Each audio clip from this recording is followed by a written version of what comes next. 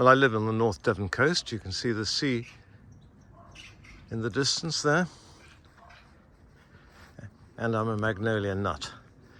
As a result, I have to rely in the summer on the evergreen magnolias from the southern United States. Now, they don't perform so well in this country as they do in their homeland, because I remember going to Washington, D.C. and seeing a Magnolia grandiflora in May, absolutely covered in white, enormous white flowers. Well, this I'm going to show you now is a smaller evergreen magnolia, and this small evergreen magnolia hybrid is called Maryland. And there is the added bonus of a lovely lemon scent from the flowers. In the distance you can see a Magnolia grandiflora, which has been really the staple of large gardens.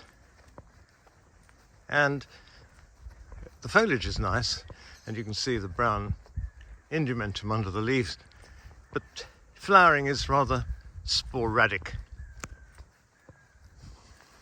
This is Magnolia grandiflora Victoria.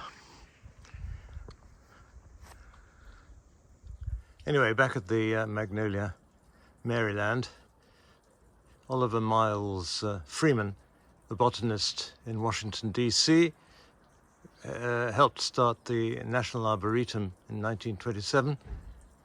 And in 1930, he made a cross between Magnolia grandiflora and the small Magnolia virginiana, and produced Freeman hybrids, as they were called, two of which were released into commerce. One, the smaller one, was called Freeman, and the slightly larger one, like this, was called Maryland. And they really are quite good doers in our climate.